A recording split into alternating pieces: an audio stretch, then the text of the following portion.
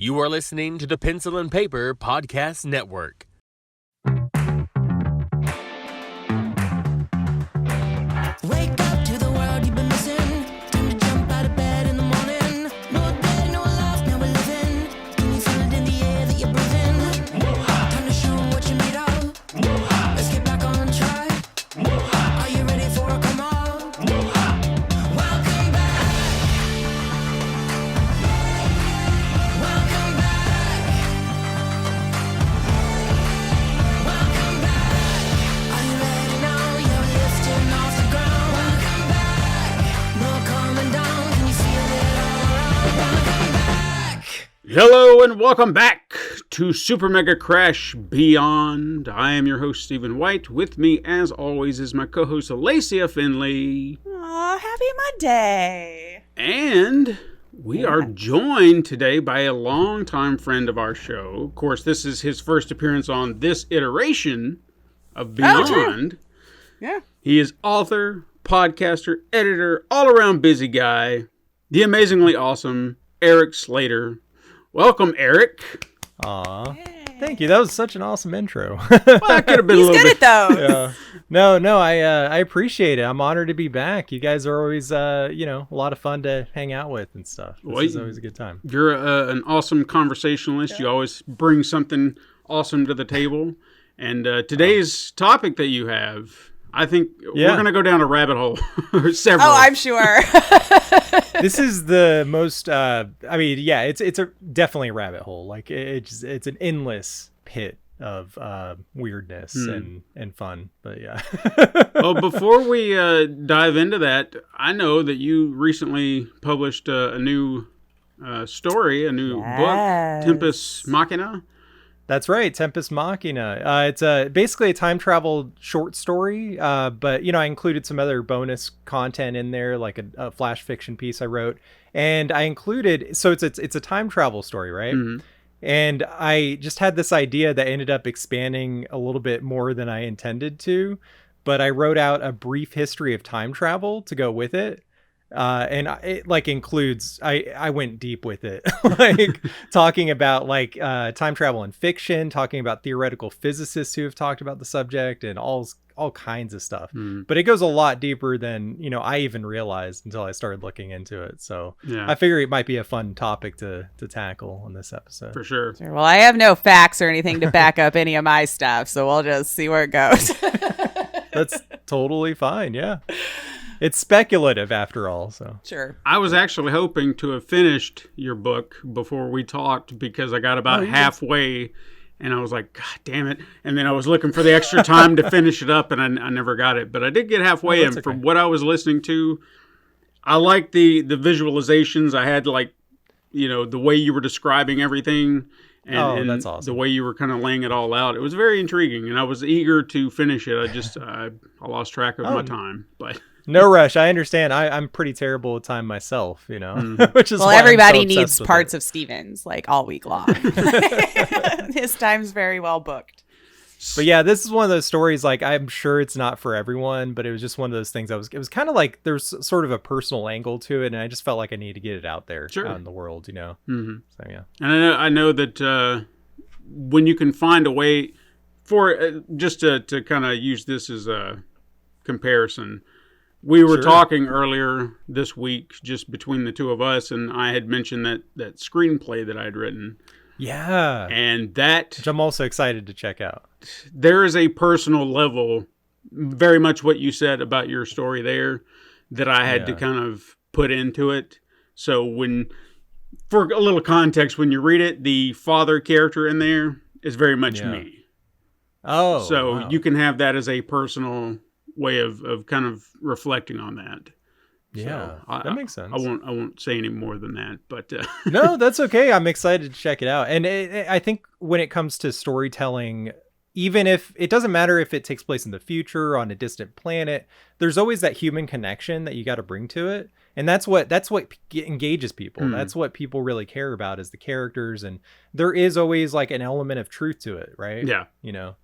Whether it's just emotions or, the actual, content of the story, I guess. Sure. I don't know. No, it was one of those stories that I was hoping that I could find a way to make metaphors where if you really, really pay attention to what I'm trying to say through the metaphors, that hopefully that comes through the few people that have read it. Yeah. I think they get it, or at least they were telling me they did. So hopefully they were being genuine. I think that stuff matters. You know, like I'm always, maybe just for me at least, I'm always attracted to stories that like have layers to it. Mm-hmm. Like, oh, it's about this, but it's actually about this, you know? Like, yeah. So, yeah. I mean, you can't help to grow or to get better at what you're doing if people aren't being honest with you. Like if Lace came to me and she had this vase or something like that she'd done at her clay class. You would lie to me because you're my friend. Right. Like if it looked like something derpy and I'm like, oh, that's a thing you made. Look at what you did. Yeah. You know, I would hope that she would know that I'm being genuine when I'm telling her, oh no, I like that, you know? yeah. And if it was terrible, definitely. I would be honest with her. I'd be like, all right, so I don't know what you did. I don't know what it is, but yeah, you made a thing. Most likely, if you don't, I probably didn't. Totally. So the topic you wanted to talk about today, time travel. So for anybody who happened to miss that before we got here, tell us what I guess where you want to start, and then wherever we're going to go from there, I'm sure the conversation will take us. Well, okay, so this is a broad topic, and this is something like, I mean, there's so many different angles we could approach this from, but a lot of times, like on my history podcast, one of the questions I'll ask people sometimes, just out of fun, is like, if you could travel to any point in history, where would you go? And it's, you know, that's one of those questions a lot of people think about. I mean, you know, a lot of people, I think one of the reasons time travel appeals to people is we sometimes have regrets or wish we could change things, or sometimes we like want to go back to a simpler time, things like that. For me, sometimes I wish I could go grab a history book from the future just to see how all this crazy stuff in the world's going to turn out, you know, because it like gives like me a how lot it's of written anxiety. about our moment in time right now. Yeah, like if I had the context, I might feel a little bit better about my current situation, but like I don't know, you know. Like it's like you got to step back from the news a little bit sometimes, because it's you know, it can really overwhelm you if you pay too much attention to what's going on in the world. But yeah, I mean, even to that effect of what you're saying, just seeing a history book in the future, I think I would be a little bit more fascinated with that concept as well, considering how we grew up and the history we were taught. And then the older we got, we're just like, wait a minute, this is not what I was taught. Right. Yeah. Well, it's constantly being rewritten. And then like, as science like discovers new things, it's like, oh, we were completely wrong about this. Like when you and I were in school or whatever, a lot of the things we were taught weren't exactly accurate. They weren't necessarily wrong, but they were like just kind of a limited view of things. What we knew at that time. Exactly. So like we now know that there's like all these exoplanets that are Earth-like. They're just like super far away, but we didn't even know that was a thing back in like, you know, the 90s or earlier. But now we got the James Webb Telescope that just launched a couple years ago. And that's like blowing scientists' minds right now, because like the universe is way older and way bigger than we ever thought possible. So it's like they're starting to like reconsider physics and all this stuff, because it's like there's a lot of shit that's not making sense. And then as we get to know quantum physics a little bit more, it's like a whole nother ball game. Like we got a lot of, I mean, it's like the more we know, the less we understand, you know. I think Socrates said something similar, like the wisest man knows nothing, you know. So yeah, I just, I'm always fascinated by stuff like that. I think that would actually be a fun thing to start, like kind of kick this thing off with, is your question that you have on the epic fails of history. So Lace, you want to kick things off? Like, where would you want to visit in time? Not to bring the room down, as a woman, it's kind of hard for me to pick a point in time where it might have been fun for me to exist more than now, maybe or like maybe 10 2 years years ago. Yeah, right? Like, who would have thought I would have seen where it was better? But I don't know, like something about like seeing the, you know, like the Rat Pack or That Day, you know, where it just felt like everyone was going to like these slinky, smoky bars and just like, you know, or at least that's what it appears. It probably wasn't as fun as it seemed, but, you know, just... point. Yeah, taking in that scene and just seeing how everyone was, I think would have been very interesting because I do enjoy a lot of that music also, and a part of me would have maybe an evening, right? Just like an evening, I would have loved to sat in there Just a with visit, like not living there. not living it. No, Yeah, exactly. That makes Just all the long enough where I difference. could sit in that bar and listen to those people sing everything live or wherever. Yeah, and they just back when they cared about how they dressed and everyone just looked so fancy and stuff, just to go out for a regular drink. Now we go in pajamas, like it's just it's a huge difference. No, totally. So that would probably be where I would go. If you went too much further back, I don't know how much more fun I'd have. Yeah. Even there's pushing it probably a little. But I could live in ignorant bliss that's the only moment I would be okay in. Right. But Totally. yeah. Eric? What about you? Sure. So, I mean, it is such a difficult question. There's things that like I kind of wish I could go back and witness, but I think Lace, you brought up a really interesting point that like the past isn't necessarily better. Like the further back you go, the worse things get, especially for people of color and women, of course. But like, yeah, it's like there we look back on the past with rose-colored glasses a lot of the times. So, there's that trade-off. One era that I've always been fascinated with, though, is the 60s. And there's a lot of interesting things going on at that time. And like, there's like, NASA's just taken off. There's a lot of cool stuff that I would love to like witness firsthand. And at the same time, there's a lot of horrible things going on at that time period. So it's like, but yeah, I guess if I had to pick anything, it'd probably like around that time period. And it would really kind of depend on the type of time travel, like, is it the kind of thing where you can like affect history by accident, like a butterfly effect kind of thing? So like I get stressed just thinking about it, honestly. Sure. Or am I just there? Nobody notices that I'm there. Or I just kind of exist in it. Exactly. Yeah. Like my Ghost of Christmas Past or something, just taking me through it. Or No, totally. How did I manage there? Yeah. What about you, Steven? That is a very difficult question because there are definite points in time I would like to observe from a distance, just kind of see. And I think what fascinates me the most would be the time periods in which we cannot even fathom, the ones that are farther back, like the Cretaceous period or something like that. Like we don't know what dinosaurs really, really look like. Right. So I want to see some feathered, T-Rexes or whatever. Yeah, like I genuinely would like if had the opportunity, I would want to see what they actually look like, not what people hypothesize or what the genuine article. And I think something like that would be a lot more fascinating. But again, I mean, what you guys said was I could see, wanting to kind of drop in and maybe if I could just be observing from a distance and like a fly on the wall. Yeah, sure. Yeah. I think that would be kind of fun. Yeah, I mean, feudal Japan would be amazing to visit. Ooh, yeah. Just to visit. I mean, living in that society might be a whole different. Yeah. And also, as we would be outsiders, and that society was very, xenophobic at a certain period, but, Yeah, Shogun's taught us that pretty hard. That show is so good. I mean, they really did their research. It's a pretty accurate depiction from what I understand. At least. Yeah, from the things that I looked into. Because I had, like, when I heard that they had announced it, I remember seeing the title before. I was like, Shogun, where have I seen that? And then I remembered my dad has the original miniseries on VHS, and I was like, that's where I've seen it.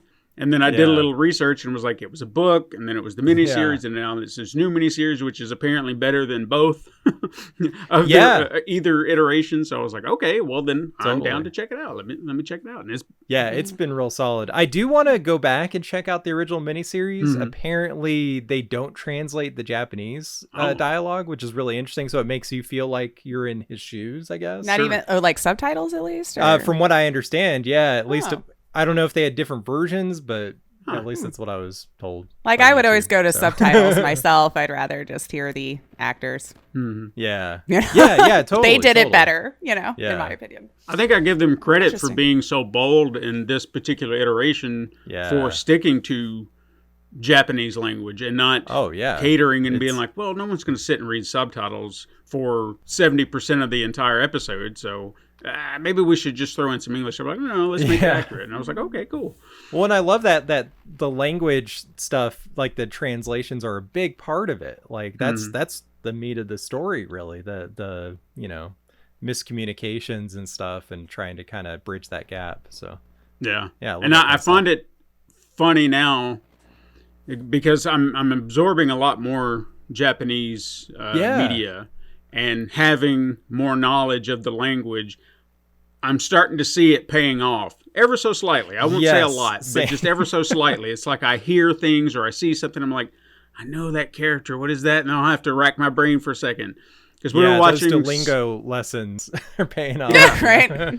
Like there was something we were watching last night. Oh, I know what it was. My wife has decided she's picked another anime she wants me to watch, and she chose Naruto. And I was like, oh God, because I've heard things. Oh, sure. But I was like, all right. Yeah, that's the only thing I really. And people are always like, "Oh, he's so annoying." Yeah. So you hear outside things, you just kind of form an opinion. And I was a little like, okay. But one of the main characters, he wore a hat and he had a symbol on his head, and I was like, that looks familiar. What is that? And it just racked my brain forever. And then I was like, wait a minute, fire, aha!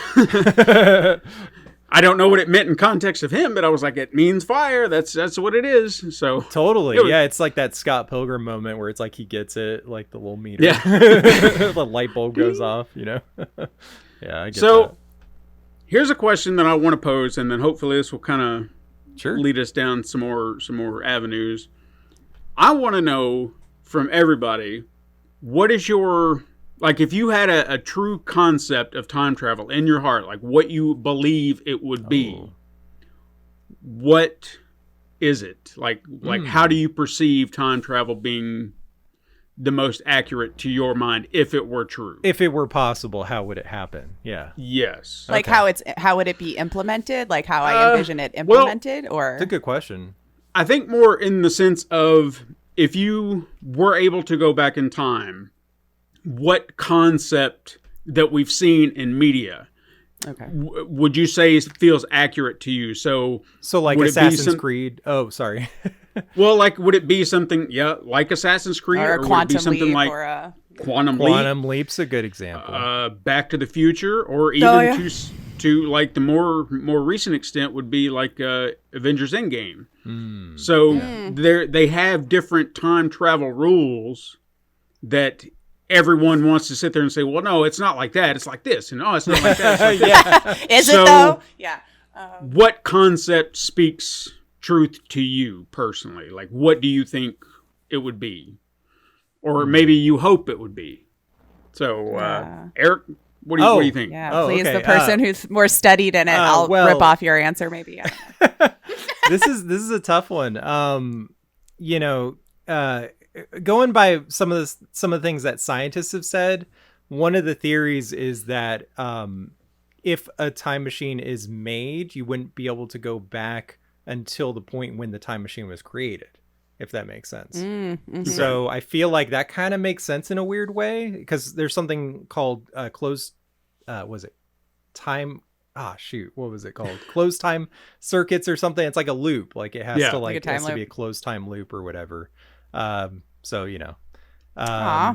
So then we really couldn't go back very far at all, could we? And another concept I've seen is that there might be a way to send data back in time rather than like sending a person. They would be able to send messages back in time, like a warning or something. But again, it would only be to the point where that machine was created. And then there's all kinds of causality things that come up with that, like, so who knows? I mean, I don't know if it's possible. It's definitely something fun to think about, but I don't know. Lace, what about you? Well, I mean, I don't think I would enjoy the Quantum Leap version. I'll just put that out there. I'd want to be me. I wouldn't want to just be like trapped in somebody else, although I guess that's pretty flexible on how trapped you really are or whatever. Real quick, while we're talking about it real quick, since you brought it up, fuck NBC for canceling Quantum Leap. Right? Did they? Yes, it was just getting good. I need to write letters. The way they ended it, are you kidding me? I'm not kidding me? But I love the original, and I've been looking forward to checking out the new show. I'm surprised it got canceled already. Yeah, Me too. So were we. 'Cause It was just- definitely not ended in a way where it thought it was getting canceled. That's that's what unfortunate. even hurts even more. It's like, Yeah, we were that set was up for the bad. next season very well, and Oh, man. an interesting concept we hadn't seen that I wanted to see them flesh Yeah. out. And I was when you sent me that, I was legit pissed, Steven. So was I was slamming the keyboard like, are you freaking kidding? Anyway. Yes. Well, maybe So- maybe it'll get picked up by another service or something. That's happened a couple times recently. Isn't it usually NBC who does the crossed. saving? Well, sometimes. I feel like it's them I always see buying them up to keep it going. Like they did Yeah. save, Brooklyn Nine-Nine. So, thank you for that. That was an amazing show. So I'll give NBC a little credit there, but buck stops there, man. See, I don't understand why they couldn't just, like, the Peacock service, just take it on from there. Like, take over from that, since it was airing on NBC. Just let Peacock take over the production of it and let it be done from there. I don't know. I don't understand how it works. Though. I'm very upset. But I felt like that that's would have worked understandable. in the same vein as, like, when the Orville moved to Hulu, because it was on Fox. And they were just like, okay, well, let's just move it to our sister service that's a streamer, and then let them have a bigger budget. Peacock, do it. Come on. Come on, man. Come on. Anyway, Yeah. sorry. Peacock's got some wanted good to- content, but it has like the worst name of any streaming service. It really does. I always get that. Was that Lady Gaga song? I think stuck in my head. Oh, It's wait. Are either you Lady talking about Gaga the or TV Katy show? Perry. No, Because I know there's a poker song. face TV show, and then I thought of No. Lady Gaga, and I was like, okay. Well, no, there's a song called Peacock. I don't know if it's Oh. Katy Perry or Lady Gaga. It's one of the two, but I don't know. Sorry, I'm not too up on no, my you're good. pop stars from today. Oh yeah, I'm I've like heard 10 of their years behind names. I probably myself. couldn't tell you what the hell they sing though. But anyway, Lace, I didn't mean to cut you off. Continue if No, you had that's anything. fine. Let's. I would probably like it to be maybe kind of like how a Star Trek would do it. Like you kind of materialize somewhere. I would hope we would have had it figured out, of course, that I wouldn't just like blip into nothing and just, but it seems like the most efficient use of time travel just kind of put me there. I would like it now just to travel, honestly, just to go to Europe for a weekend. I'd love to just materialize there and then come back or whatever. I don't know how you would even work with like, visas and all that kind of stuff, but we'd have to work on that. But yeah, I think that's how I mostly would have envisioned it, probably in a Quantum Leap-esque machine, but then Yeah. I would materialize somewhere, but still is me. Like teleporter. Yeah, more like of a teleportation. Yeah. Yeah. But I feel like in my brain, though, the way they've done it where Back to the Future or even The Flash, in the movie where Yeah. going fast Enough just seems to make sense enough to me that you've wound something up to keep it moving time backwards, So Yeah. it makes sense to me for what sense it makes for Right. that to be the way that you would just find a way to zoop through. Well, and that does know? kind of make sense because, like, the faster you get to the speed of light, time tends to slow down. Like, it's that's a thing. It's called time dilation. They've actually proven that's a thing. We don't know if it's possible to go faster than light, but if you were, would time go backwards? I don't know. Would we survive that kind of that too? Well, like that's how the would you other protect that's us the going other that problem. fast? Yeah, the G forces would probably tear us apart long before then. But Yeah. that's what inertial dampeners are for. There's always some technobabble reason to get past. Yeah, we that. could fix it, right? We could Yeah. find a way to fix that part. Yeah, exactly. Just come up with a word. Right? Exactly. Whatever we would call it. What about you, Steven? Yeah. Your own question? There are elements that I enjoy from all aspects. Like I'm going to sure. use Endgame for a starter because when they laid out their concept of time travel, the idea of that point in time becoming your now present made all the sense in the world to me. I was like, yes, that is what I've been thinking in my head. I just didn't know how to articulate what they were trying to say. It made sense to me. Yeah. The idea that it branches off very much like Back to the Future, where if you make a change, then you have that multiversal aspect. Yeah.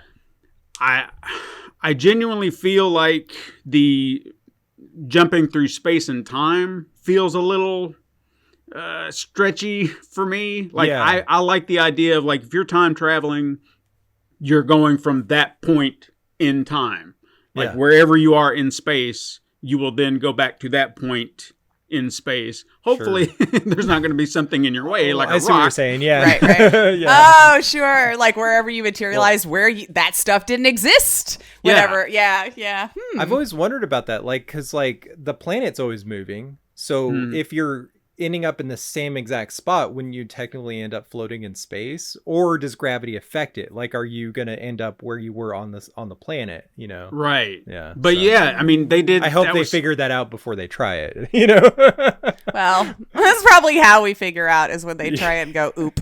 Well, Yeah. But that was a great concept that they introduced in the Indiana Jones and the Dial of Destiny, where they were looking for that hole, and they said, "Well, wait a second, I thought it was clever. time has changed, the gravity and the planet have shifted, so are we going to be in the right spot?" And I was like, "Damn, I never thought about that too." But that's a smart true. way of thinking about it, and the way things have shifted, and big events that have just changed, like the topography of the Earth and things like that. Yeah. Now, as far as going considering backwards or forwards, I like the concept that they had in Futurama, where the time travel machine that Professor Farnsworth created could only go forward. Yeah. And if you missed your point, you just got to keep going until you loop back around again. Like there is no backward, you just go, because time is a loop and you'll eventually come back around. One of my favorite books actually played with that concept. It was called The Accidental Time Machine. And it's like you couldn't go backwards, you could just keep going forward. And like he kept ending up in these different like dystopian eras, and he kept having to escape to the time machine and then like hope things would get better. They always inevitably end up worse, you know. But it was an interesting book. But yeah, I think like time ends up looping back around for him too. It's just this mind-blowing concept. Which that kind of goes back to what you were talking about with the closed loop scenario. Yeah. And I guess that seems like a bit of a stretch, because I feel like time would be infinite. Right. You know what I mean? Like if you were talking about through a machine, or even very much like Quantum Leap, using that, because Sam could only go through his own lifetime. So that was kind of a closed loop time travel scenario. Exactly. So that makes more sense. But if you're talking about something that go through the endless reaches of time, then how does that loop back around? Unless, of course, then if you make it too far back, how do you get back to your present? Because again, going back to, I guess, that same thing, that technology didn't exist. Let's say if you went too far back. Well, heck, even now, I guess 10 years back, you're already kind of in a lot of different territory. Yeah, I guess that's another thing. Like in Back to the Future, you have the DeLorean at least that goes with you. You know. Sure. Yeah, you have that thing. Mm-hmm. Yeah. Or a hot tub. But that one of the great things about the Back to the Future movies is that, you know, that time machine is very unreliable. Like it keeps breaking down, and that causes a lot of issues. So, and you don't have the stuff to repair it then, and you know, and the 50s you know that whatever. Exactly, like the idea of being like trapped in a time period, like, you know, that would be my luck. Right. One of my favorite things about that trilogy is that Doc Brown gets stuck in the past, like in the 1800s at the end of Back to the Future 2. But like immediately as soon as he vanishes, Marty gets that letter that he wrote like over 100 years ago or whatever. You know, I thought that concept is awesome. You know? Yeah. It was a great concept. No, that's like, fun. Here's another time travel. Well, I don't really know if I'd call it a trope, but I feel like I've heard it in more than one thing. That it feels like there's it's time travel babble. And I feel like it was created for some purpose or whatever, but it feels like there's something about it that feels a little off, and that is where they say, well, I'm here and I have, you know, this device and it keeps me outside of time. And usually that's so I don't disrupt something or perhaps that I'm not going to be disrupted, but something about that just doesn't see, like you're already there. You're going to disrupt something. So how do you existing outside of time affect anything? Unless you're like a ghost. Perhaps. Like nobody sees you. You can't interact. Like the hologram, let's say. Like you're the hologram. You can step around and do all this, but literally oblivious. Nobody knows you're around, or, you know. Right. Yeah. Yeah. In fact, like, Star Trek, like TNG did the holodeck thing where it's like, they had these recreations of the past, but you weren't actually affecting the past. You were just it was like a simulation, virtual reality or whatever. See, that'd be the best way to time travel right That there. honestly would be, because then you could have fun with it and not have to worry about it. Because again, I'd be so anxious, about disrupting anything, like fucking up a timeline or what, even if it wasn't my own, even if it is the multiverse thing where it's like every time you time travel, you're creating a new universe by just existing in it.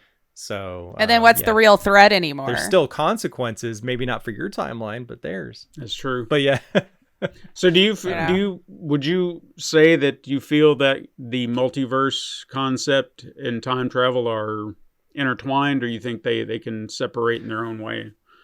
I wish I knew. I don't. I mean, it's one thing I think about sometimes, but the multiverse, as far as like movies and stuff, yeah, the multiverse thing totally makes sense in that case, because let's use the Terminator as an example, right? The first Terminator movie is brilliant, but it's also kind of interesting because the whole movie is a loop. It's a time loop. Yeah. It's all about predestination, really, because Skynet is literally created because a Terminator was sent back, and then a part of it was left behind, and then the company reverse engineers that to create the technology that leads to the AI apocalypse. But the reason they send the Terminator back in time is because they're trying to destroy John Connor, who ends up leading the human resistance. But by sending him back, they end up creating John Connor because he wasn't born yet. It's a whole it's just it really messes with your head when you think about it too much. But it's like the grandfather paradox.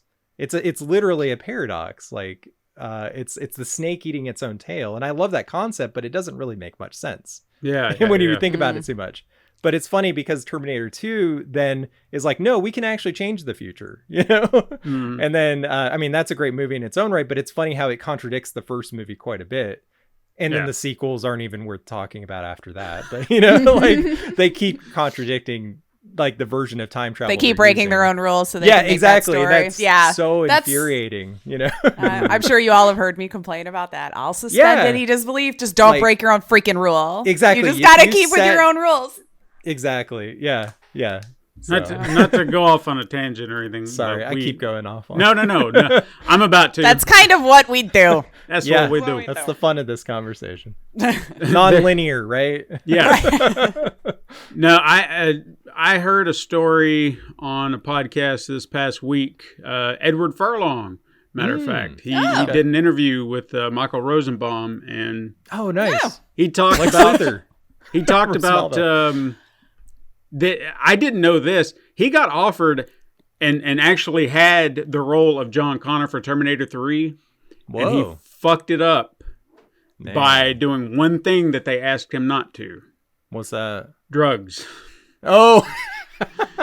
See, what happened is he was already kind of in a... Was it some weed or something? No. I was just going to say it's Hollywood. Who gives a... Okay, well, apparently at this time, this was between, 1 and 2, and that was, or 2 and 3, and that was what, maybe over 10 years? Late 90s, early 2000s, right? So he'd already... Oh my God, so more than that.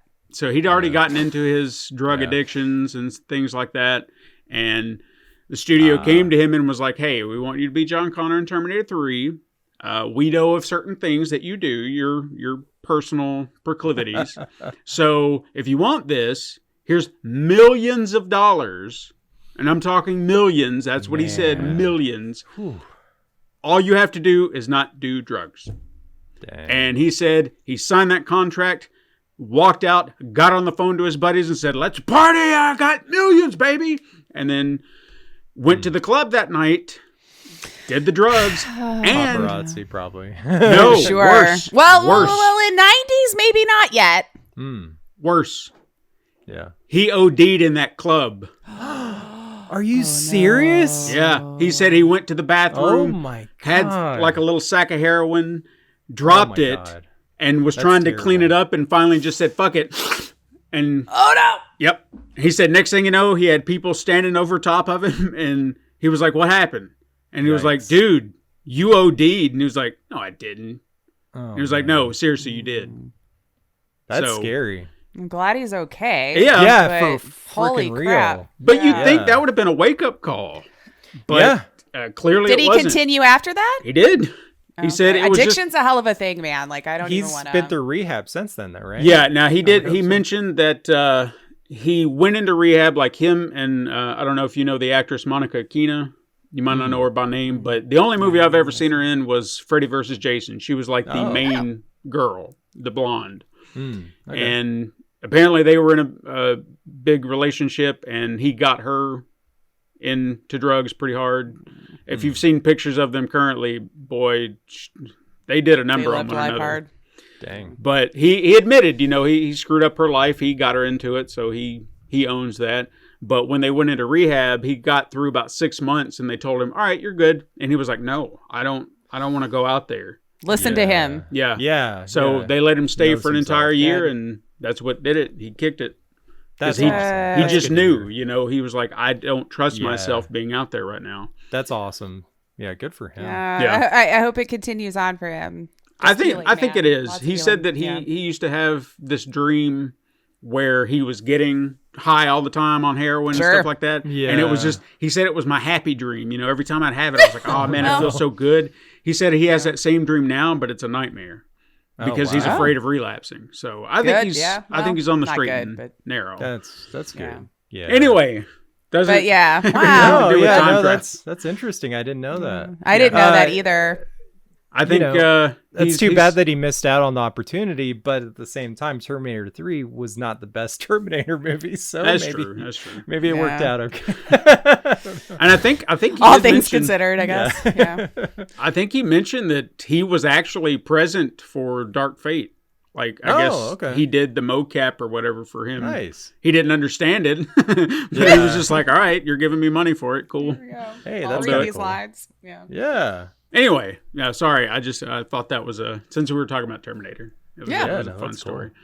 But where are we? Where do we want to go with this? So I don't know where we were anymore. I don't either. I'm sorry. I got to. it's Let's okay. fire up that flux capacitor. Great Right? Scott. Yeah.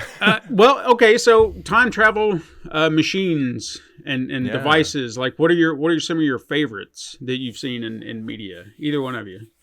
Ooh.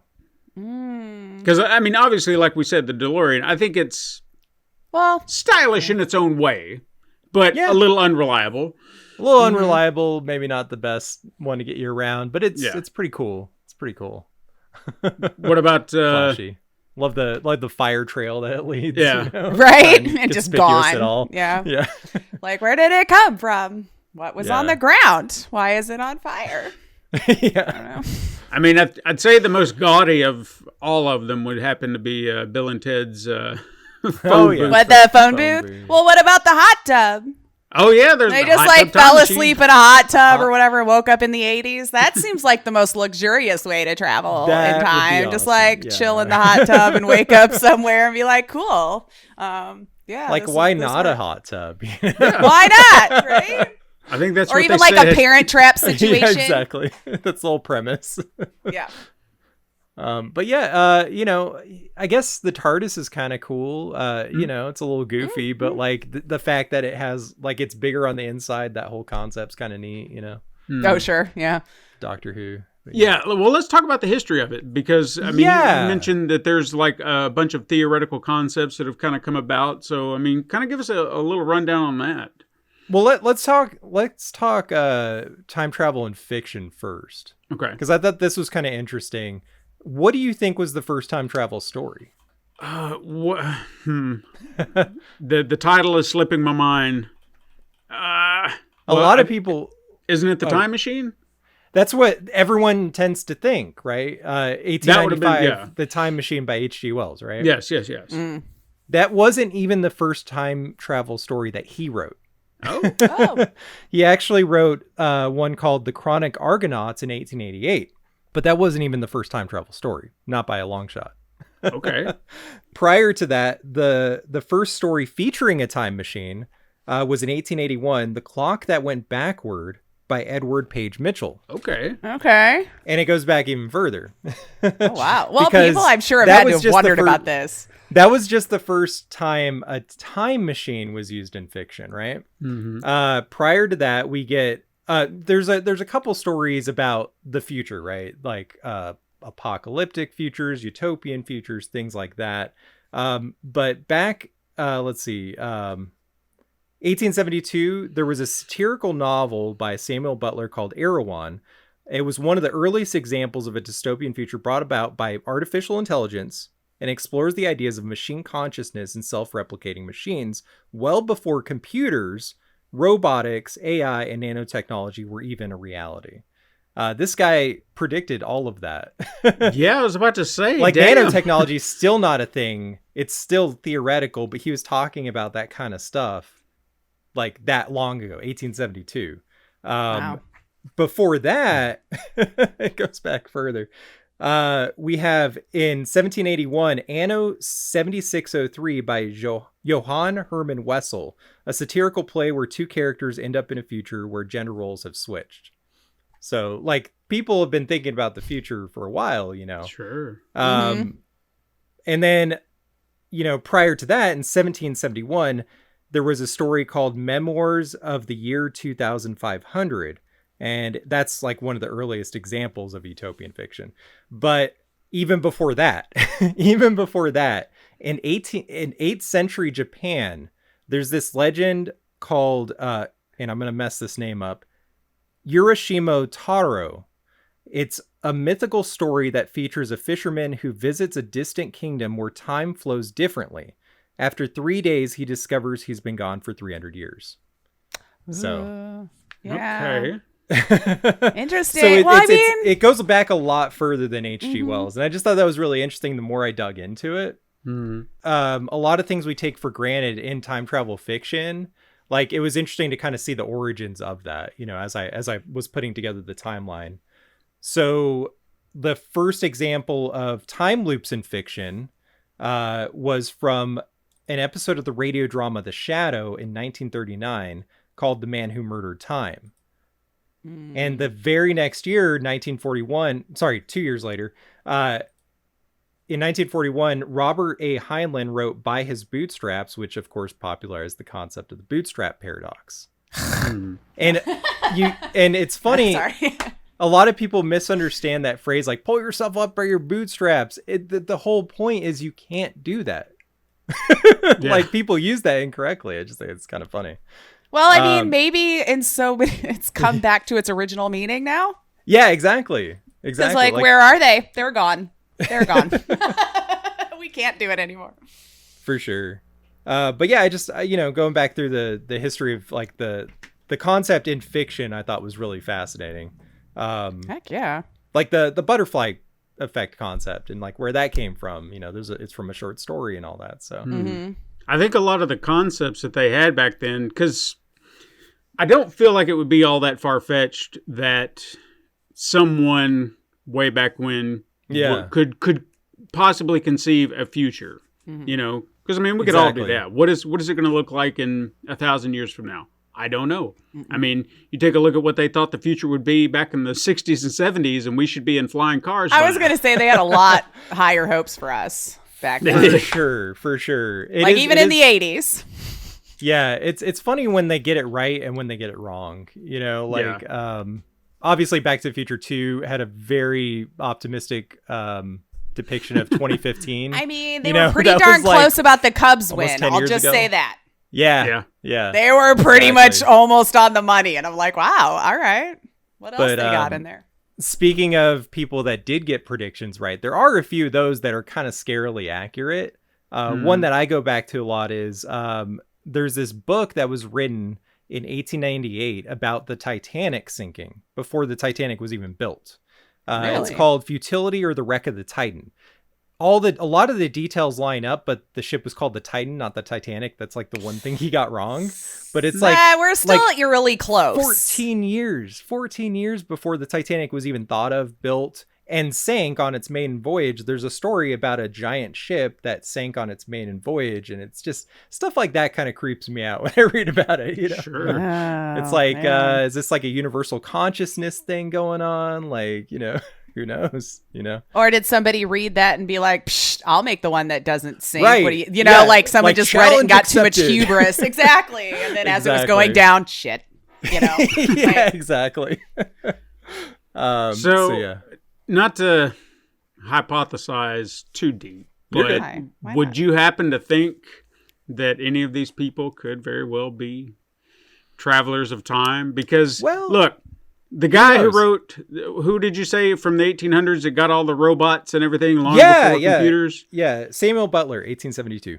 I mean, That was way before computers, what if, yeah. what if he just happened to be a time traveler? He got lost and he was like, I what need I'm money. saying. Right. I mean, know I don't these know, stories. but it's a fun thing to think about. you Yeah, know? 'Cause- I mean- well, here's another one, and a lot of people don't know this.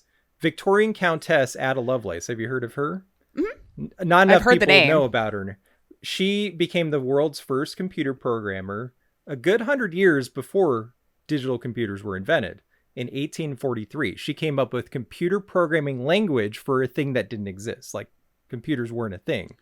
But she came up with the concept of programming a computer before that was See? possible. So it's like, I mean, obviously she was way ahead of her time, but it's like something suspicious about that, Probably right? called her a Like, witch. like how does, like it's kind of surprising that Yeah. very impressive person. Like, what were you absolutely basing it intelligent. off of at that point? So, this was around the time that Charles Babbage was coming up with the concept of computers. So, maybe it was just like one of those synchronicity things. They were both kind of on that same wavelength and, like, oh, this might be a thing that people make at one point because the Industrial Revolution was just now taking off. And even though it wasn't possible yet, it was still something people could theorize about. And not most people, just geniuses, apparently, so. Those who I guess had access to the education too to be able to Yeah, do all that's that kind of another- stuff. There was still a pretty big divide, I would imagine, at that point too. For sure. Unfortunately.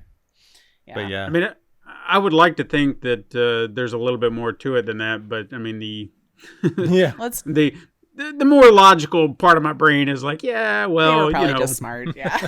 you just happen to luck out because I mean, we could say the same with the Simpsons and their team of writers Dude. who've come up with Yeah. These- numerous instances where they Predictions. predicted the future. The Simpsons, has had a very strong track record. Someone did like a study, I don't know if it was like an official study, but there was like a YouTube video that went like deep with it. And they were running the stats and stuff and like how many predictions they got right, and it's amazing, Yeah. Now, some of that is that they've been on the air so long that they've done everything. Like there's that joke that Simpsons already did it because they've, Sure. have so many episodes, like 700 episodes now, like 30 Well, it's seasons, what, right? 35 years 30 or something? Oh, yeah, it's crazy. I mean, I love Yeah. The Simpsons, but goddamn. Yeah, it's insane to me how long it's Yeah. gone. Yeah. So maybe it's just a matter, like they're just bound to get certain things right after Sure, yeah. making fun of everything. And, a lot of humor is like projecting, like, like where this could go, things like that. Mhm. So, Hmm. Yeah. Reading the writing on the wall. yeah. I wish they weren't right about certain things though from the past several years. Yeah. It's- It's yeah. like we're going to start watching some episodes. You take that back. Right. Yeah. not They put that they in the put out- it out there into the, Well, there could be that other theory Self-fulfilling too. prophecy. Like maybe it just kind of seeped into, you're like, oh, we heard of that thing and it was a self-fulfilling kind of prophecy, So Yep. maybe just shut up. Don't even put it in the universe, Yeah, like don't exactly. give Just it the keep it to idea to yourself. throw us that. Yeah. Exactly. If you're superstitious. Yeah. Yeah. So I think this was something that you kind of had on your list of things you wanted to talk about, and I guess this would be a good time as any. Sure. Favorite time travel pieces of media fiction, whether it be games Yeah. or movies or shows or anything like that. I mean, outside of anything that we've mentioned, are there any others that Oh, really yeah. stand out to either of you? Well, obviously we talked about Back to the Future. I think that's that's one of the peaks, classics. right? Like, Yeah. Groundhog Day is amazing, Oh, yeah. That's such a cool concept. But one of my favorites is The Legend of Zelda, Ocarina of Time, and Majora's Mask. I got to give a shout Yeah. out to both of those. There's not a lot of video games that use time travel mechanics. I would love to see more of that. Yes. I think there's so much potential there. But like with Ocarina of Time, it was like the storyline was kind of based around that. Whereas Majora's Mask, I mean, yeah, the storyline was about that, but the mechanic was very much a time travel mechanic. You're going through this 3-day loop and you keep having to like, change and like, kind of consider where people are going to be at a certain time. And I just love that idea, Yeah. So that's one of the ones that spoke to me. I think it also utilizes, I guess, the outside of time concept, or maybe even where you are in a point in time is where you're going to be, the Avengers logic or whatever. Because the whole concept of that game is to get what you need within the 3 days, then restart. Yep. And then you'll have everything that you had. Now you can use those new items and things to get even further. Exactly. So it's keeping everything with you. It's like you are the person who can go in and out of time. Yep. And I guess you're outside of whatever loop that you're going through. So yeah. I also got to give a shout out to Chrono Trigger. Yeah, that was going to be one of mine that I'd bring up. Oh, okay. I'll let you. And also Samurai Jack. Oh, yeah. Because Forgot that's all about that, about him being, trapped in the future or whatever, trying to get back to the past. Although it's not like they take it too seriously as far as like history and stuff, but it's still like a really cool concept. No. What about you, Lace? What you got? Well, I haven't given this a whole heck of a lot of thought. I'll give you that right now. But Most like a people couple, don't. You're good. like I guess maybe as I'm watching a thing, like, oh yeah, and then you have those debates with friends as you're like watching it or whatever. But outside of that, I think Life is Strange, one of the first ones, had an interesting concept, I think, with that, where she had the ability to rewind to a certain period of time. Like that was kind of your, if you messed up, like, so you would have to use like her power to rewind. And I thought that was kind of interesting. It kind of reminded you more of like I guess like a permadeath kind of thing. Like you could only get so far and you had to go back to a certain point, but you got to manipulate like how far back you thought you needed to go, and maybe you just needed to roll with it and just see what it is, because it's one of those types of games that has a few different endings. So I thought that concept was kind of cool. 12 Minutes had kind of an interesting one. It was just like as soon as you messed up, he had to do it all over again. So it was just, I guess, like another Groundhog's Day, really. You got to a certain point. Oh, we died. I guess I did it wrong. And then you have to get right back at the front door again and having to do it all. So those are the ones that kind of stick out to me outside of the ones that, we've already discussed as far as movies and things like that. Did you ever get through 12 Minutes? I did. I did. I gotta check that out. The end was super dumb and weird. And, Okay. I got you. well, I mean, I shouldn't say dumb, but I mean, like, it's a very adult ending. I'll put it that way, where you're like, oh, okay. Didn't see that being what was happening here. But yes, I did get through it. If you can figure it out, it's about a 3-hour game, 4-hour game, maybe. It's pretty That's short. what I was curious about, because I haven't played it on a console or anything like that, or even on PC, but they had it, I think it was on Netflix, their games. Oh, did they? Okay. So I downloaded it on mobile and have tried to play it, and I was like, I don't know what I'm doing. Yeah, I always feel like I'm screwing it up. It definitely takes a couple of guesses. I got frustrated a couple of times where I'm like, well, damn it. Like, I know where the thing is, but then it's one of those where it's like, you need the thing to open the thing that you know where it is. And you're just like, well, where's the thing that I need to open the thing? And then that would be stuff like that would start to get me mad, where I'm like, there's one little piece I'm missing. But yeah. I'm willing to give stuff Willem Dafoe a try. So he was in it and I wanted to see it, and I don't know. Yeah. Interesting aesthetic. I kind of liked that top down 2D kind of aspect to it and everything. Sure. But yeah, outside of what we've already talked about. Like I said, I want to talk about Chrono Trigger, because that's probably one of the first games that I ever played that you actually got to witness time travel in a way that it actually mattered.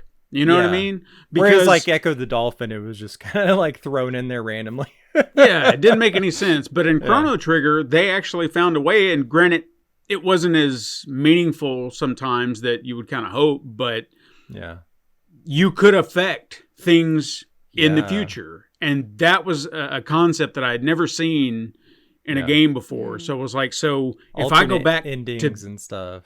Yeah. Right. So if you go back in time to this point and you perhaps do something or change something, then that in turn will affect something in the future. And just those little things like that, even if they weren't overly meaningful, they felt meaningful to me. And as you said, if there would be a game that could really, really lean into that, because to even what degree they had in Ocarina of Time and Majora's Mask, which I actually hold Majora's Mask in higher regard. That's me. Yeah. They're both really good. There's nothing wrong with that. It's valid to me. I think I love that concept more than any other Zelda game. Because it's so unique. I mean, you tell me another game just like it. I can't. And also the story is like really interesting. Like, again, that's a metaphorical story right there. A lot of symbolism, very dark, very deep. Like when you really get into it. Yeah. All about like, death and grieving and all that. So, yeah.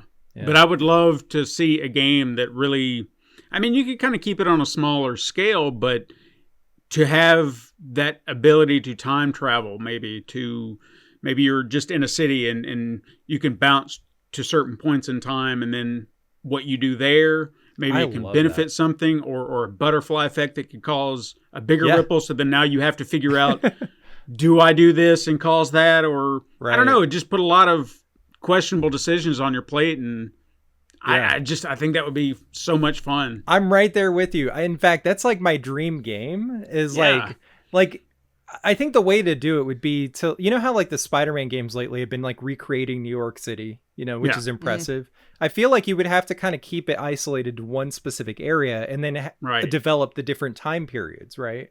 So the same area, but like, throughout time. Sure. So just, pick like one specific place and then build around that. Like Back to the Future all takes place in Hill Valley, right? Yeah. But different time periods, and they're all very different. You got the Wild West, the 50s, the 80s, and then the future. So I think that kind of thing, which was like 2015. I still find it funny. Like, that was your future. That's as far as you went. They even do an alternate future, like a dark future. So yeah. Oh sure, yeah.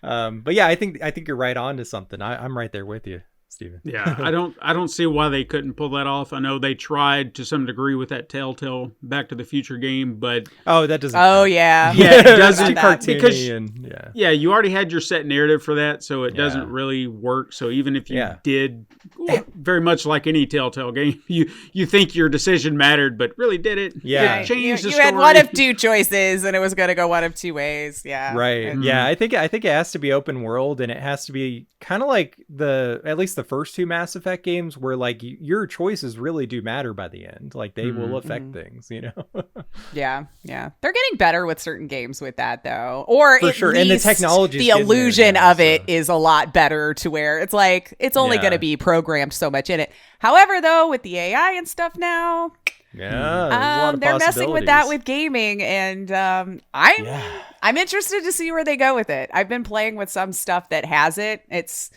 implemented okay right now, but again, as fast as this stuff's moving by the end of the year, I think we might have something pretty impressive as far as the types of games you would hate, Steven, where it's just like recreates it. What's the word I'm looking for? Where it's like once you start over, it's regenerated. It's not exactly the same thing. Yeah, it would be like that. Which I every time I see the name roguelike. No. I mean, like. But you procedurally generated. Thank you. Yes, that's the word. The procedurally generated, where it changes. Like you die, you got to start the level over again, but things are not going to be in the same place that it was. You might need to go left instead of right this time, or whatever. That's what I kind of see it wanting to mess with, and especially for like choose your own story type stuff. I think it could be amazing if you figured that out. As much as I'm scared of it, I'm really excited for some of that stuff too, though. Well, I guess I got them mishmashed because 9 times out of 10 it's procedurally generated roguelike, and then they I know you don't like roguelike either, but I do. And I'm not fond of the procedurally generated all that much either, but I'll deal with it if I have to. If the game is fun enough, I'll just let it go. It could be done well. Earlier you were asking about physicists and stuff that had talked about the possibilities of time travel. I don't know if that'd be I didn't mean to like kind of get off track, but I can swing back around to that if you want. Well, I had like 2 other movies I was going to bring up. Oh, sure, let's do that first. Yeah, sorry. No, it's fine. One, I feel like the time travel element is secondary, and I guess in some degree that would be the same as Back to the Future. Yeah. Because that was just a means to say, well, what would it be like to meet your parents when they were your age? Yeah, but exactly. Flight of the them up. Navigator is one that I love. I got to revisit that. It's been a I minute. do too. It's been a long Yeah. time. I feel like it's one of those that I've seen a lot as a kid, and then when I got older and I was able to finally get a proper copy for myself, I was like, I don't know what it is. It's just such a great movie, and I'm really, really surprised. Maybe I'm glad it hasn't happened, but I'm really surprised this hasn't wound up on Disney's remake list Totally. because the It's concept is simple right there. enough. Yeah. Yeah, and I'm sure today you could take it was a 15-year gap, I think, that he was gone or something like that. Maybe it wasn't that long. I don't remember. 10 years, something like that. It was a chunk of time. Yeah. So if you supplant like a child from maybe the 90s and then bring them to now, like how their minds would just be blown Culture with all the shock. technology or something like that. Because my mind's blown every You could do day. what Ryan, George Ryan. He's got the Yeah. Oh, the yeah. guy. He's got his own version of where he's talking to a guy who was from the '90s and time travel to now, and just keeps begging to, "Can I come back to the '90s? I don't like it here." So they have. Yeah. He's got his own little concept there where he's like trying to explain to somebody in '95 all of this. Yeah. You know. or what about doing like a reverse version of Back to the Future, but you're going forward in time from somebody to the 80s, and then you have the Doc Brown scenario where you ask who's the president, and you're like Donald Trump, and you're like, the billionaire? Yeah. Right. Like you thought that was the joke answer. Yeah. Yeah. Exactly. No, And it's you just have kind of a It's different like that is like, yes, conversation. please. Can I go back now? Can I go back? Can I Yeah, go back? let's we fucked up Yeah. somewhere. Mistakes were made. Mistakes were made. There are a few I actually forgot to mention. 11/22/63. Have you guys seen that? The miniseries? Yes! On the I wanted to Stephen see King that. one? Wow, I've yet I'd to watch forgotten it. about that. That's I actually, almost forgot I to think bring you it would up. like it, Steven. Yeah, I think I would too. I've keep forgetting about it. It's on my list. Yeah, is- it's a few years old now. Yeah. Yeah, but it's definitely worth watching. That is a really cool one that really plays with that concept, and it's almost like time. I don't want to give away too much, but it's like time keeps trying to correct itself. So it's like it's a kind of a horror story because of that. Like it's like the butterfly effect fights back. Yeah. It's weird. yeah. It's really freaky, but and then the ending is just fucking crazy. Yeah. No, that was a good series. It was like a 4 episodes, something like that. It It's wasn't- not very long. Yeah. It's a limited series, but very, very good. very good. Has that yeah. concept been used in something else before? Because something about think that so. sounds Probably. familiar. Like- Hmm. No matter what you're trying to do, time is going to find a way to do what it's planning on doing. That's that. That does sound familiar. Oh, well, so the remake of The Time Machine with Guy Pearce does something similar to that in the beginning, where he tries to go back and save his girlfriend or fiance or something, but she Okay. dies no matter what. Just it's a different way each time. It's Oh. inevitable. Oh, yes. Fixed time, whatever, it's like a fixed point in time. Kind of like where a you Final can't- Destination. Yeah. Where it's like they missed this one, but they're like, no, you were supposed to die, You were so this supposed to thing keeps trying to get you Yeah. until you do. So yeah, oh, that's it's so kind of freaky. yeah. I Where love it's like it. you're So not this- safe. You were meant to go. And then of course Loki was really good. Yeah. Oh, I like that one. Yeah, I had to bring that up. Well, I was just going to say the story that you just mentioned Yeah. reminds me of that What If episode with Doctor Strange, where he was trying to Yeah. save Oh, yeah. That's Rachel one of the best over and over and ones. over. Yeah. The one other movie that I wanted to bring up because I thought it was a lot of fun and it plays with these tropes and kind of harkens back to 80s. There was a film that came out, I feel like last year maybe. It was called Totally Killer. Yeah. Did you see that? Yes, I did Yeah. see that. Loved that. It was That so was cheesy, a- but it was great. I mean, it was Yeah. like another Tongue Parent in Trappy kind of thing, and I thought it was fun. Mhm. Yeah. And they did something that I didn't expect because 9 times out of 10, when you see some of these time travel movies, like, oh, well, when they get back to the future, everything is, or present, Yeah. everything is fine with, maybe some little thing is tweaked, but her life got changed dramatically when she came back. And I was like, oh, okay. Yeah. Like, that's new. Because Yeah. typically you just think everything will go back to normal, but Yeah. it did not. So I was like, No. oh, it's Yeah. interesting. I Yeah. don't know. I thought that was a lot of fun. That It was a great. fun movie. I really did like that one, and man, did I cry! God, Now, I know we could go on all day about time travel movies, but there's one more I want to bring up before I forget. Sure, sure. Safety Not Guaranteed. Have you guys seen that? With Aubrey have Plaza? I know I've heard of it, and but I don't can't know if believe I've I seen haven't. I love her She's so hard. Same. What's the name of it again? I actually, Safety Not Guaranteed. Definitely check it out. This was one that's been on my list for a while and I keep forgetting about it. I finally And Jake watched Johnson, it recently. It was so good. I don't want to hype it up too much, but it's like, it's an indie movie, but it deals with this concept in a really interesting, unique way. Okay. I don't want to say anything more. Just go freaking watch it. It was so Oh, clever and it's fun. on my list now. Now that I'm looking Yeah. at the cast, especially, I'm like, how Yeah. did I not see Yeah, this? like watch the trailer. You'll be like, oh, I got to watch this immediately. Uh-huh.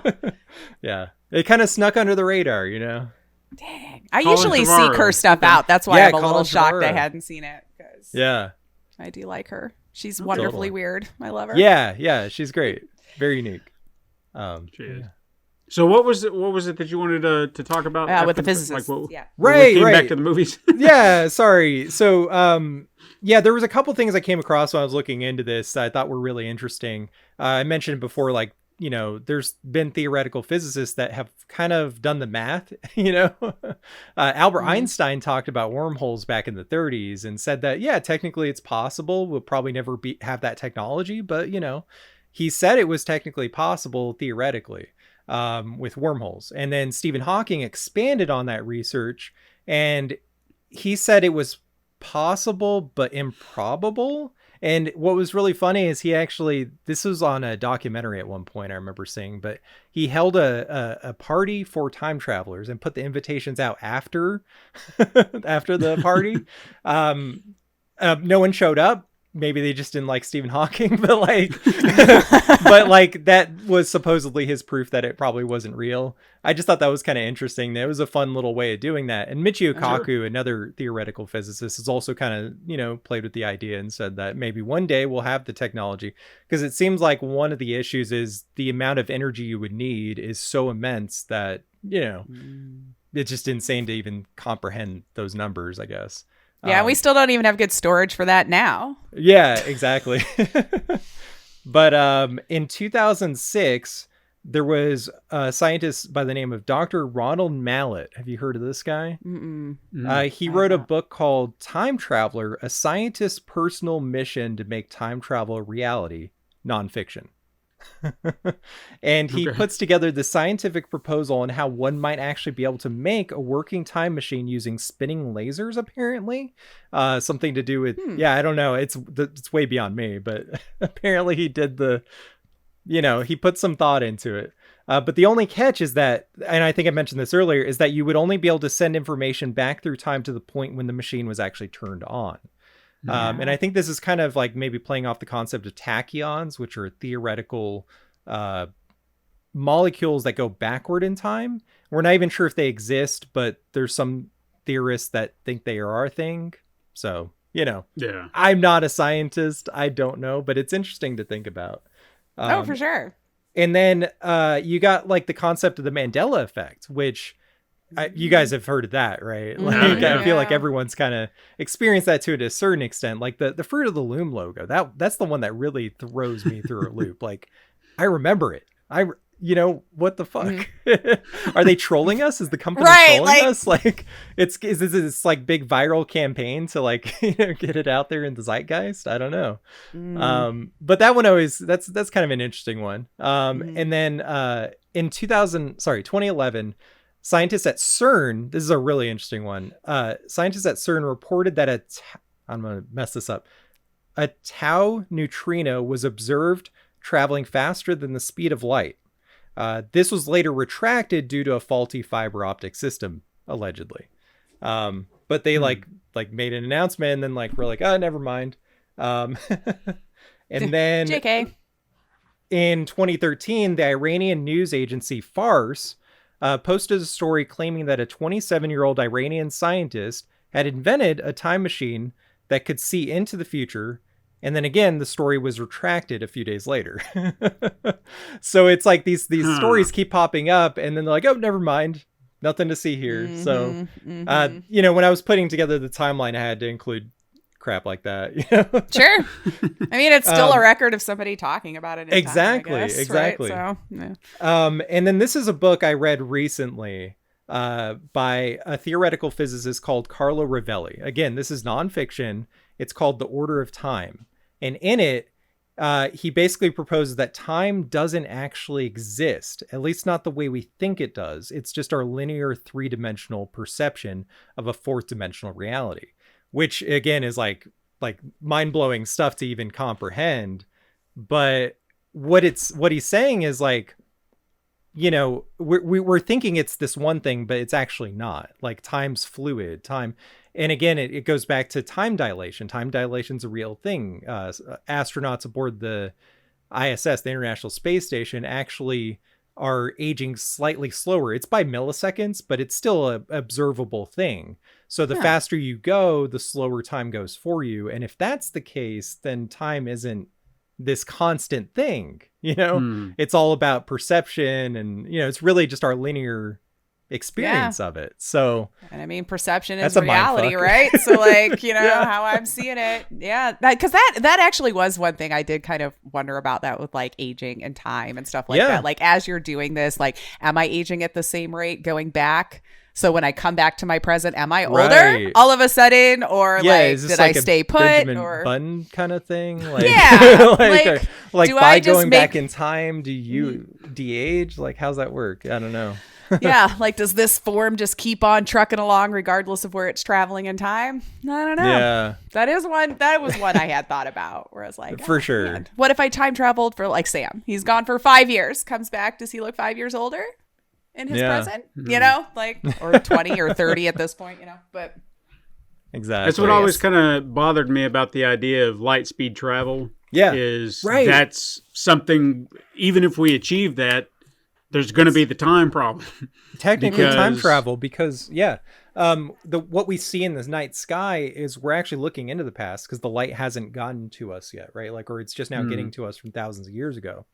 The further out you look, you're actually looking further into the past. But if you can traverse those speeds, you know, like that brings up some interesting questions, right? Like, of causality and stuff. So yeah, like I said, it's a fascinating topic. I've always been kind of, I don't want to say obsessed with it, but I've always been interested in these bigger questions. And I don't have the answers by any means, but I do have a lot of questions, and you know, like talking about it. Still like, fun to speculate. Looking into it. Yeah, exactly. Yeah. I think it's about the unknown. Like, there's something with the universe itself. I mean, I'm very fascinated with that whole concept, because I will state wholeheartedly, I believe that there is more life out in the universe than we know. Oh, yeah. There just has to be, right? Has to be. Like, it just seems like such a waste of space. If there's not more out there, I don't know. Yeah, like, we can't be it. Come on. Yeah, like, otherwise, it's pretty self-centered to think that we're like the be all, you know? Like, yeah. So yeah, there's got to be, just mathematically, like, it's insane. This was the most intelligent we were going to get. Well, yeah. I think what I want to know more than anything when it comes to alien life is everything evolving in the same way, or did another planet, maybe it was able to sustain life of some sort, but it's not like ours? I mean, we see these concepts all the time in movies, but how true is it? Do they all evolve into humanoid beings, or does it? I don't know. Yeah. So that's something I've been wondering about a lot lately. I know you guys did a UAP episode. It's been a topic over the last year or so, for sure. Yeah. Yeah, you guys did that UAP episode, and if you ever do it again, I'll have to be back on. If you you do. You know, because to correct all of my tomfoolery. No, it's okay. It's unfortunate that I don't think the media really covers what's been happening the past few years. And I'm not saying I have the answers. I don't fucking know. It's a mystery to me as well. But there have been some interesting things that have happened. You know, the 2004 Tic Tac incident. That's so well documented. There's so many people that saw this thing. Navy pilots saw this thing. They're trained to know the difference between like a balloon and a drone and all that. And they were like, yeah, we've never seen anything like this. So there's mysteries out there that I feel like people are, I don't know if it's like a worldview thing, like maybe it's uncomfortable to kind of consider that. Or people just get too scared at the thought that there's... Yeah. And maybe that's why, because suppose like they, you know, there is data on that incident, but it hasn't been released to the public. It's classified. And it's like, why is it classified? there's a lot of speculation as to why that is. And one of the possibilities is they don't think we can handle it, or society as a whole. I bet you and I, the three of us, could probably handle it, but maybe not, Sure. I I don't can know. see that though, because humans Like, would people as panic, a whole are ignorant beasts. And when you Right. take them one Right. individual at a time, it's usually better because, like, if any Yeah. huge event happens and you're in a crowd, Yeah. we all are just scattering, acting like fools, like hurting ourselves more in the process. But, For sure. I'm set in front of something horrible. I could probably a little more logical kick in instead of like, well, everybody else is freaking out. I need to, So I think there's probably some truth in that, especially now with the internet and everything and how we're all connected and Right. we'd have Well, and I think pockets it's of good- those people. Yeah, and it's good to keep an open mind. Like, I'm totally open to being wrong about things. I don't think enough people are. Like, they just kind of No. made up their mind about the world and this is how it is. Yeah, But they like, don't if wanna learn you have new. to be right, you have to be open to new information. That's how like progress happens, like you have to be open to new ideas and stuff. And then also keep a skeptical eye open and try to like kind of consider, okay, what could be happening here? What are the possibilities? Blah, blah, blah. Disinformation campaign, maybe, I don't know, Yeah. Well, But Yeah. that, I mean, I try to take the more positive route, but there is the possibility that it's all a psyop, which I hope not, but Yeah. Right. But as far as getting it back to time travel, one of the theories about all these UAPs people keep seeing is that they could be time travelers from our own future observing the past, and that's why we can't seem to solve the mystery, because if we did so, it would, I don't know, disrupt would time. be in another paradox again. Yeah. But again, I don't necessarily buy that. I just think it's interesting that is one of the theories people keep going back to, that it Sure. that could like be we related did to time finally travel. figure it out 100 years Yeah. from now or 200 years from now. Yeah, and people you're are coming back just- to laugh at our primitive asses here. Like, and look at what accidentally you're doing. crashing and causing disruptions in the history of Yeah. But yeah, it just seems like if time travel's so like, yeah, that's the thing. If time travel's possible, it has already happened and is always happening. Like that's just Right. that's how it works. Sure. But if it's possible, should we do it? It's like Jurassic Park. Just because you can do something doesn't mean you should. We would. But We 100% humans being would. humans, of Humans course would, we're because gonna you'll be fuck like, oh, around I'm and going to be find out. dead soon, so meh, I'm going to do it. Like we can't think past our own life cycle. So Exactly. yeah. And it makes you wonder too if there is in fact time travel. If Yeah. what you're saying is 100% true, the UAPs are time travelers. And again, I don't buy that, but it's I'm open A to theory. it. Yeah. But if we're gonna just go down that road for just a second, Yeah. why aren't they changing anything? Now, granted, Right. if Maybe if they are and we change- don't know. Well, Yeah. but look at the world we're living in now. Why aren't they Again, changing it this? could be So worse much or worse, better. We yeah. don't know. Like, we don't My know. God, I'd hate to I think- like to think all of this is, satire happening around me also, but unfortunately it's not, So, yeah. Yeah. They could be. And maybe that's why we're in this and they're just laughing. I mean, it really So- makes you think. Like, what could have been worse Yeah. than what Hitler did to the Jewish people? I know. That you're not going to stop that. Oh, that brings up another point. Yeah, would you kill baby Hitler, that whole thing or something? Right. Which is, I mean, it's a fascinating thought experiment, but like, honestly, people always go back to like, oh yeah, kill Hitler as a baby and you solve everything. I don't necessarily believe that's the case. I think if anything, you want to go back and rehabilitate Hitler. Yeah. Make sure he has a Right. good childhood and then he won't want to destroy the world, like, That would we just think too, like, well, what's the quickest solution? Just kill the Yeah, baby but and see, move on with butterfly our effects, lives. There's for all no we one who would know- ever take his spot, right. For all we know, someone worse might come Mm-hmm. about. But really, if I was to go back and try to change something, Mm-hmm. I would stop the assassination of Archduke Franz Ferdinand. If you know about World War I history, that's the one event that triggered everything. And of course, the events of World War I basically led to World War II, which led to the Cold War. Like, it's been a cycle ever since. Like, everything going on today is a result of that one event. So by stopping that, who knows what would happen after that, but our world would be very different, Sure. True. Yeah. So maybe a lot of people could have been saved. Who knows? Yeah. I guess there's really no way to know which way it would have gone either No, way there until it isn't, happens, yeah. or which multiverse we're even in right now. That's Which the branch did thing, we yeah. slide into unknowingly because we're not the ones messing with anything, Right. But, thinking about this stuff, thinking about the past and the actions of the past that resulted in today causes us to stop and wonder about our own actions and our day-to-day lives and the effect that we have. Because, every little decision we make does have effects, everyone you've met, like you've had an effect on them. Like there's been a ripple, that continues, after you're gone. So, yeah. So here's a question. If you had the opportunity, and we'll kind of use time travel and the multiverse concepts together in this. Yeah. If you had the opportunity to go back and just observe points in time where you made a decision, big decision, something that would actually make a big impact on your life. Sure. And just see what would happen. You can't interact with it. You can't go there, but you can just witness it. Witness the different choice or witness what I've already gone through? No. Witness what the other choice would have done to your life. I like that. I like that. Would you want to see it?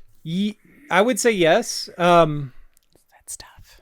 It is tough, but like I wouldn't. Honestly, I'm at a point right now like where I'm okay. Like I want to take all the bad with the good. Like I'm glad where I am. I'm happy. You know what I mean? Like there's things I would love to change in the world, but I've accepted like the mistakes I've made and all that, and I feel like making mistakes, you actually learn from those things, right? So you have to. It made me who I am. This is going to be a really cheesy reference, but if you ever see Star Trek V, which is one of the worst Star Trek movies, my favorite scene in that movie is where Kirk's like, I want my pain, like, because someone tries to take his painful memories or whatever away from him. He's like, no, like, that's what makes me who I am, It's true. And so I think that's very true. We are a result of what we've been through. So I wouldn't change anything as far as my life. Right. But that said, I am a little curious to see how things could have turned out differently. If I had a time machine, I would be tempted to save certain people in my life. Like my uncle died of suicide when I was young, and that was awful. So I would be tempted to use it in that way, if that makes sense. I can see that. Absolutely. Yeah, the temptation would be too great because you wouldn't even be able to think past like, well, would it have been worse later on, or right? Like in that moment, like I want that person or something. Yeah, that's a tough question because I almost feel like yes, I would totally want to see what the opposite effect was, but I don't know how much it would mess with my brain if that was like a more quote unquote desirable outcome. Like now I'm saddled with this knowledge that I made the wrong decision in air quotes or whatever, So. Ooh, I would probably grapple with that decision for a very long time. Ultimately, I probably would cave and then hopefully not hate myself more for it later. Because like I am too nosy for my own good also. And another thing worth considering is that like if the multiverse is real, that means every decision creates alternate realities. That means that every possibility does happen. So in a way that can be sort of a comforting fact, or it could be a horrifying fact. I don't know. The fact that I was sent on this one, why did the other her get to go on? Yeah. Yeah, we're like in the middle of this like spectrum of possibilities. On one end, you're in jail for something, and then on the other end, you're like a millionaire. I don't know. Like, so, it could be worse, could be better, but you got to like kind of find peace with where you are, in that spectrum, I guess. I think there would be a number of things that I would want to see. I don't think I would pass up the opportunity, but I understand what you're talking about, Lace, that anxiety of like seeing what could have been and it looks so much better and you're just like, God, why? But in that moment, something in your heart was telling you, hey, this isn't the choice you need to make. So you were feeling a gut reaction to something and you were just like, no, I'm not going to do that. And then of course there are other times which I won't go into great details, but you just feel obligated to make a decision no matter how you feel, and you just do it, and then maybe you regret it. Yeah, you look back and you're like, God damn it. Like you know that you should have gone the other direction. I should have said blah blah blah. Yeah. But just seeing how that much informs of an your impact. decisions going forward sometimes. Exactly. Yeah. And I think I would hope that I wouldn't let it bring me down or just get in my head so much, because I would want to think, well, if I was this person here, or I did this and then I didn't have this experience, then perhaps I would feel differently. Because I feel like that us, depending on how far back you go and where your decisions really start to branch into bigger changes in your life. Oh yeah. I think you would be a different person. Oh, At a 100%. certain point. Yeah, definitely. Like, I would love to know, I guess, where the crossroads were. Like, if I went down one path, like at a certain moment in time, like I can't think of anything specific, but with that moment, would I be a jerk, or would I have no compassion for somebody? Or maybe there was a moment that I had in life where I was less accepting of people who were different. And then I come back and I'm like, oh, if that hadn't happened, then I wouldn't have opened up my eyes and my heart to people who are different. And I'm one of these ignorant people who are just like, no, that's not how it works. Yeah. I'm glad you brought that up too, because I think, everyone makes mistakes. No one's perfect, obviously. But I feel like we're at a point in society right now where it is good people are being called out. I don't want to discredit that, but there's also this other side of it where, like, I don't think people are willing to kind of forgive as much, like when people do make a mistake and own up to it. Like that's there's the no key. mulligan allowed.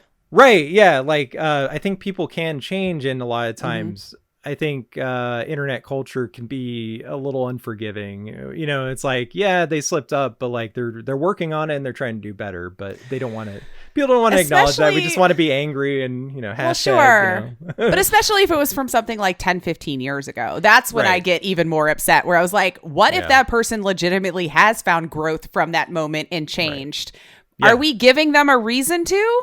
Like, if all they're going to do is keep getting yelled at, harangued, canceled, whatever for it anyway, regardless of what mea culpa you may have done, screw you then. I'm just going to be this cold, unfeeling, horrible person because nothing I do is going to be right for you anyway, Right. But then there's some people that really do deserve the vitriol. Some people that refuse to change and double down, and they're just fucking assholes. Well, let's give that moment. Like, if you see that pattern over time, then sure. But if you see one racist remark 20 years ago and now you've seen no trace of any of that, like, there had to have been some moment in there where they realized the error of their ways and, were willing to actually change their mind when they found out they were wrong, because we should do that when new things are learned.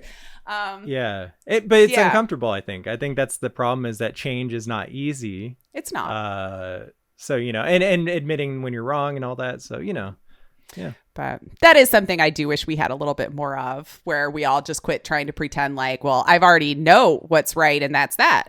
Yeah. Like, there's never going to be another option that's going to change that. And it's like, so are you willing to say you're done learning? Like, that's pretty much what I heard you say. You're done learning and taking in any new information.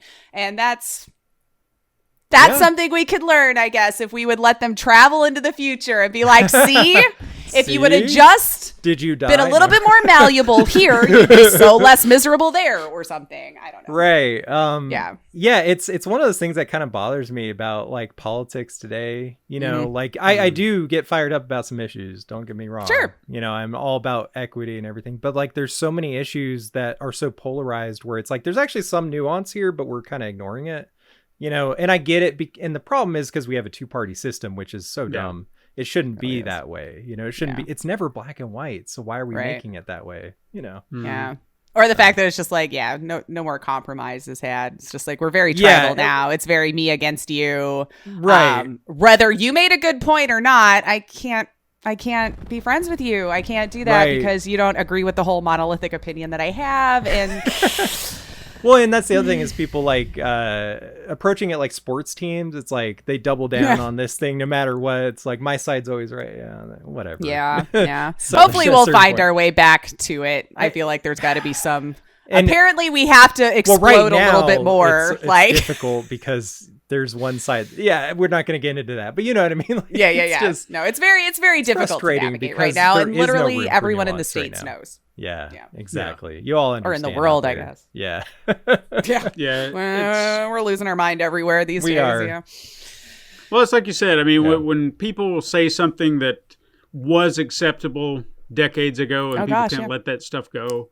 I mean, you don't know where that person at the time. All right, I'll use this as an example that I've got in my head. Sure. Eddie Murphy and his old stand-up routines. Right.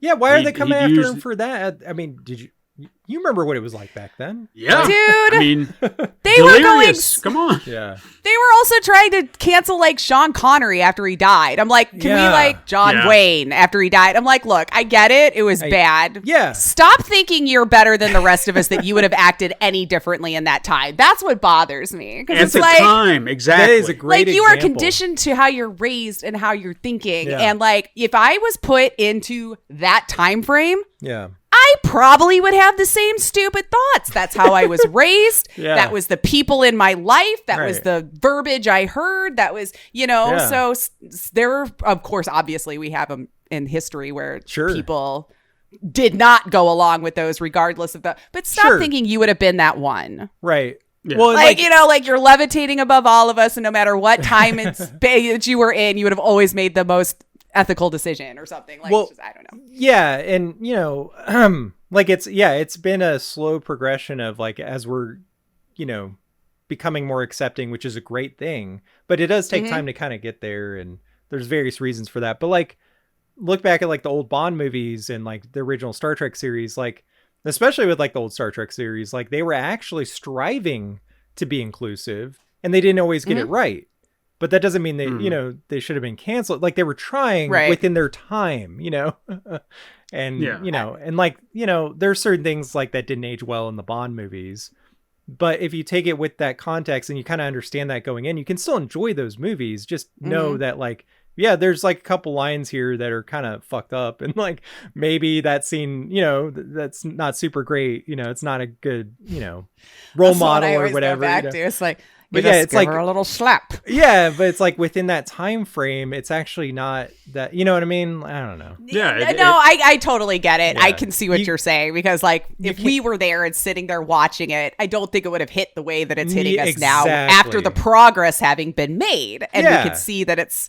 Look, it is a lot nicer to treat people this way or have them included or bring them along. Sometimes you need those examples. Yeah, I was stupid. Yeah, there was a lot of microaggressions, I think, that were unintentional. But if they had known, they probably wouldn't have done that kind of thing. So it's awareness. Was just the joke of the time. Yeah, exactly. So yeah, but you also have people who don't understand those concepts, what was acceptable back then, or perhaps what they were even. But it was never intending. acceptable. For example, when I hear people, and I've probably said it before, but the more I think about it, I'm like, you know what? Fuck, no. It could be people need to get the fuck over themselves. Is Blazing Saddles? Yeah, that's a great movie. And they're like, well, that movie can't be made today. I was like, yes, it can. Yeah. Because you're not paying attention to it the way it should be. If you're thinking that, yeah, exactly. You are completely missing Most the point. of Mel Brooks then would be canceled, and I won't have that. Yeah, no, definitely. No, sir.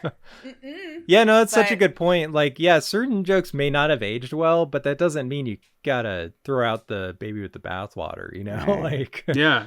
Or that it was from such an evil place. Right. Either. That's the thing, intention. Ignorance sometimes, A lot of humor is crude, like there's a lot of dark humor that doesn't make it offensive necessarily. You got to take the context into consideration, I just think more people need to realize that it's relative to you. Right. Yeah. It doesn't mean cultural like this was bad or this, that, or the. You didn't get it. You didn't grow up that way. Yeah. So move on. That one wasn't for you. The next person might find it hilarious or whatever, You're valid for not finding it funny, but you're not better than the rest of us calling us stupid. We don't have any sense of humor because we don't have yours. Or we could just laugh at how cringy it is. Like, man, that did not age well. Yikes. Wow.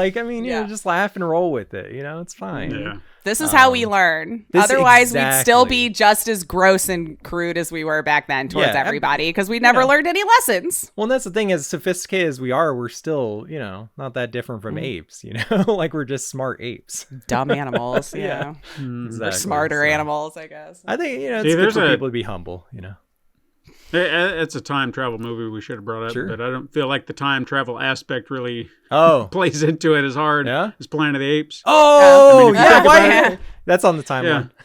Yeah. That is. I definitely mentioned that one. Yeah, no, so Planet of the Apes, such a good movie, crazy twist. And it's a cool concept that I don't think a lot of movies really tackle.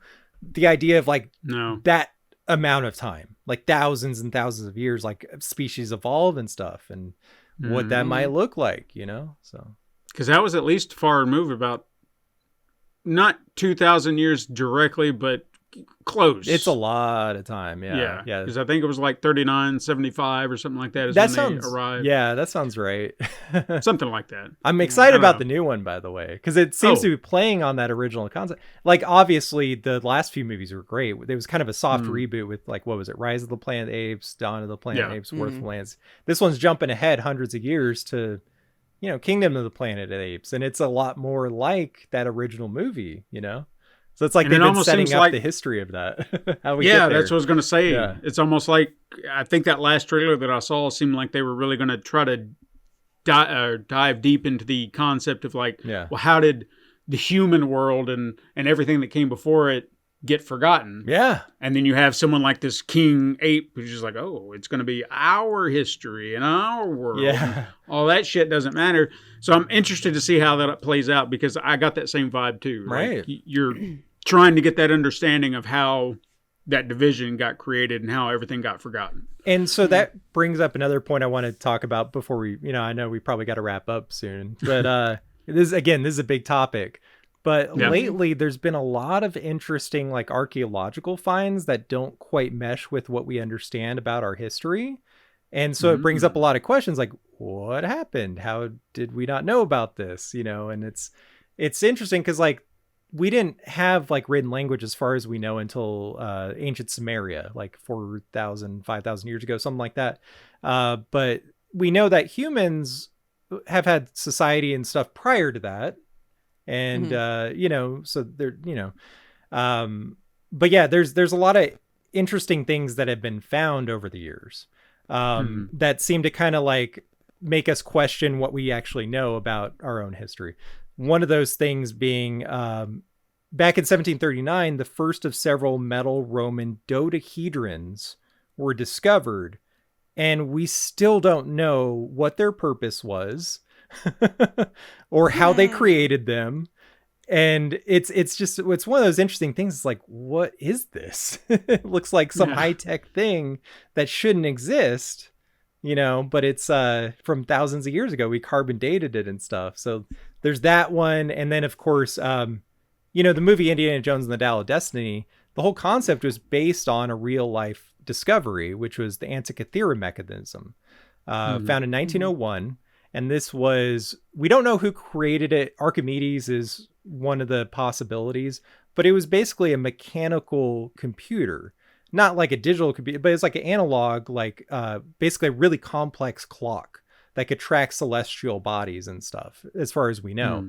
But it had such sophisticated gear systems that we didn't think were possible at that time until that was discovered. And so it kind of like, we've been kind of trying to retroactively kind of figure out, okay, why was this technology lost? Because later on gears were invented, but we had them back then. It's like, so there's a lot of weird shit like that. One of the most fascinating things I came across though, and this just blew my mind. It's a very recent find from last year. Scientists in Zambia in Africa discovered what appeared to be the world's oldest wooden structure 476,000 years ago, long before Homo sapiens first evolved, as far as we know. A wooden structure 500,000 years ago. So before humans, as we know, now we know there's been other hominid species and stuff, but it's still one of those things. It's like, that brings up a lot of questions. That brings up a lot of questions. And I'm impressed it would survive that. So yeah, there's all kinds of stuff like that. And again, I included them in that book, in the history of time travel, in the back of the book. It's just like, this was a new find, and archaeologists are kind of like, okay, I guess we got to rethink a few things and kind of figure out how this fits in. Cause they didn't do good record keeping. Right? But yeah, there's other things, like there was like a fossilized footprint found from the Triassic period. And it's one of those things, like it could just be a weird formation that looks like a footprint, but it looks like a fucking Nike footprint back, in the dinosaur age. Like, like at a shoe? Yeah. Like, wow. So there's a lot of weird stuff like that. And again, I don't have the answers. It's a mystery, you know, Right. but, and again, it could be explained. It could be explained away, but it's like we keep finding these weird things that seem to be out of place in the timeline the further back we go. One more I'm going to bring up that, and this is one I didn't include in the timeline, but I wish I had. I found out about it recently. In Hindu mythology, there is talk about what sounds like they're describing nuclear weapons. They talk about the mushroom cloud and everything. It's kind of freaky. But at some point, and not too long ago, I don't think, scientists or archaeologists discovered a layer of radioactive ash in the distant past, which... how did that happen? Yeah. Like apparently a city may have been decimated at some point, and there's like, you know, all these key, you know, clues as to what happened, but it's like we didn't have that technology at that point, like not even close. So it's like, how did this what accounts for this? It's a mystery. One of my theories is it could be a uranium asteroid hit and caused a nuclear explosion, and they thought it was the gods. So, you know, who knows? But it's still fascinating, these kind of things we keep coming across. So it's good to keep an open mind because, you know, even the smartest people on the planet don't have all the answers. Right. Yeah. Well, I guess we just started really getting technology where we could dissect a lot of this stuff too, Right. because all of this is still very new. Us even being able to like look into all of these things, 100 years, a little more, maybe. Yeah. Like it's still very new. One of the things, that's the reason I've always been interested in history, and one of the reasons is because, like, look at how fast things change. You know, you got the airplane invented in 1903, and then 1969 we're already going to the moon. Like that happened fast. Like, what the fuck? Right. Yeah. We got quantum computers now, fusion technology as of 2022. That's apparently a thing that's possible that they're working on. That was a theoretical concept a few years ago. Yeah. Like, so my hubs is super excited about the it's quantum computing. dude. Like he's it's gonna like, once change we the world. crack that, psh, like it's over basically. Well, hopefully over in a good way. Well, sure, that's what I meant. But I hope that's what he meant too. But, no, totally. Like, he's very it's hard to fascinated imagine. about that and tells me all the time about progress in batteries and flow batteries and all this kind of stuff. So he keeps me up to date and can explain it in a way that makes my stupid brain go, oh yeah, that makes sense. You know? Yeah. So. My wife has to put up with me being excited about that stuff all the time. Like, she just rolls her eyes Her and like, I could have our own group. Sure. Yeah, I know. Yeah, well, But we learned stuff. Yeah. Yeah. No, it's exciting. Yeah. You got to stay positive about something, right? Like, you know. You're always just hopeful that good people will get to it too. Mm-hmm. Yeah. As long as we don't I know, we're destroy gonna have to wait ourselves, we through got the a rest, cool but- sci-fi future in our future. Sure. Yeah. I always think that I want to live forever just so I could get these answers. Yeah. Because I hate not knowing. Right. Yeah. You know, It would just be cool to see. I just want I want a straight answer. Stop dicking me around. Give me facts. Well, you know, I just want to know. it's interesting. There might, you know, you never know, but there might be some of those big answers or big questions might be in. How do I put that? We might get some answers to some of those big questions in our lifetime at the rate things are going. True. I hope so. There's a scientific paper that was put out recently that I highly recommend reading and checking out about how some scientists, neurological scientists, are now thinking that consciousness may exist outside of the body, outside of the physical body. I know, and you know, we could debate it for sure. Yeah, I have a tough one with that. That's like the whole other, I think. There is a whole because other I could thing. go on about that one. Totally. You might have to get me back for an episode on that. But I just I think have it's a hard interesting time with that one. Yeah, and there's a lot of scientists that don't agree with it, but there are some that are starting to say that's where the evidence is leaning. So it's kind of interesting that like they're actually considering that possibility in a serious way.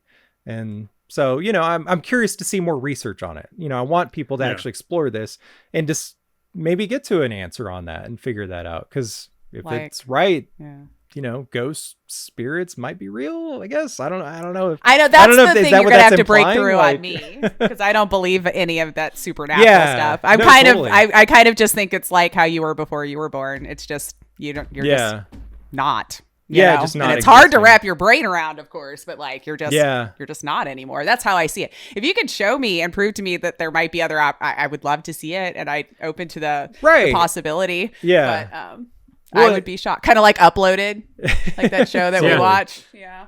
And that's kind of like I was definitely in your camp a few years back for sure. I think, yeah, like, you know, prior to 2020, I was like a hardline skeptic, like full on atheist and everything. Now I'm a little bit more open-minded, and I don't know if it's just because of like the events of the pandemic. I'm like, you know what? I just need to be a little less cynical about things.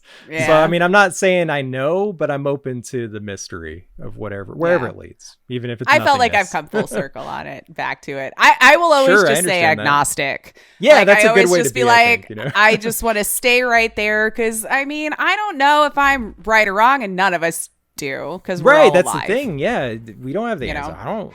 Yeah, anyone that claims to have the hard answers, like, is probably lying. You know. Yeah, Sure. to themselves for Yeah, sure. for sure. But yeah, no. Yeah, I would say I'm in the same camp where I've gotten to a point where Yeah.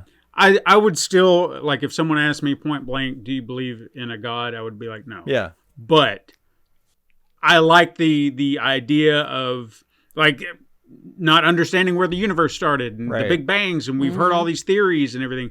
If there is an omnipotent being that did all this, then just let me know, and I'll be like, Yeah. dude, I mean, yeah. Now I'm not Still saying very that's what it is. complicated. I don't think that's Yeah. necessarily the case, but I think if there is something beyond this life or whatever, it's way more complicated than we can possibly understand, probably. Right. So Yeah. we're probably not even meant to understand it, you know. And But- yeah, I think that's where it gets, like, I would not say, I wouldn't be in, I'm not in such a mindset that if it came to me and God came to me and says, hey, I'm real, dude, okay? I wouldn't be like, no. Right? No. He just I've already appeared set out my of ways. nowhere. Yeah, no, I'm not going to believe that. I would be like, okay, cool, thank you. And then I could And have then- to change my views. yeah, but kind of wrap. Have a seat. just- We need to talk. Would be my next one. I'm like, Yeah. do you got a minute? You've got all the time in the world, right? Yeah, totally. I just like having facts. That's all. No, totally. Yeah, Yeah. we have to have a baseline that we can agree on for sure. And I think that's a problem with a lot of like religious thinkers and stuff, that they're kind of, you know, they're separated It's from in. reality a little bit. And so, you know, Mhm. yeah, I don't know. Yeah, I was on that end of the coin too. Look, Oh, guys, really? My life Oh, has yeah. pendulum swung all over the place. Well, I was brought up in an independent fundamental Baptist school.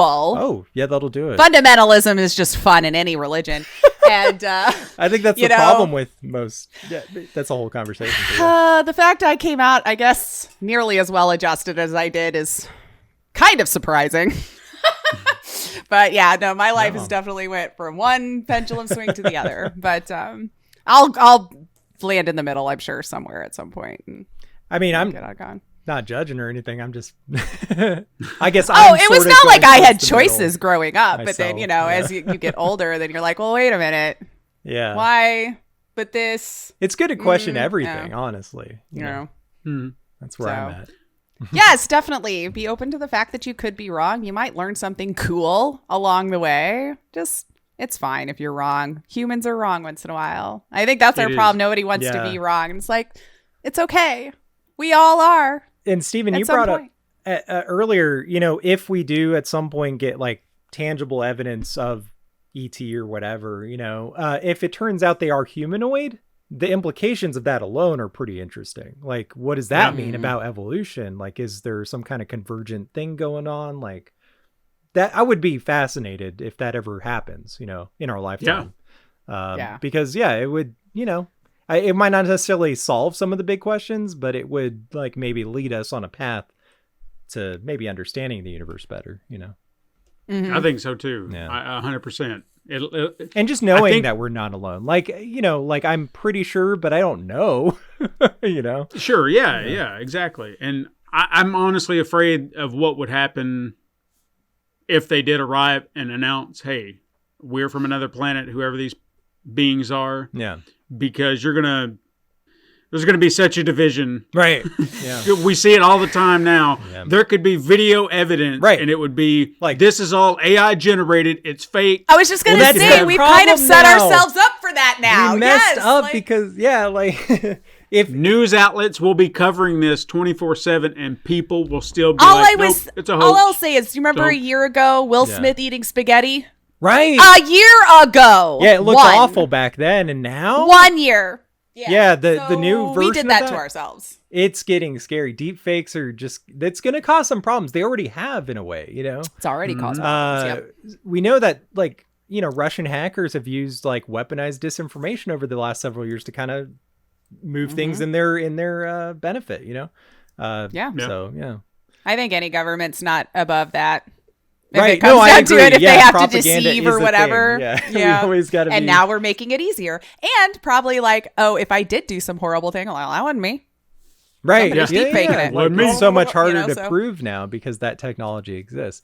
That's the weird thing about AI and all this is like it's accelerating at such a rate that we can't quite keep up with it. We can't we can't legislate fast enough to deal with these issues, and then the education behind it, you know, Well, education's our lacking in internet's general. still from the you know? 90s. Like we haven't even caught up from the like 2000s for Right, laws on the books for the internet. So like, We're still getting used we're to in the huge internet, trouble. and it's not a new thing at this point. So no. Yeah. Oh, it's gonna be a wild next few years, y'all. It's gonna be wild. strap in. Yep.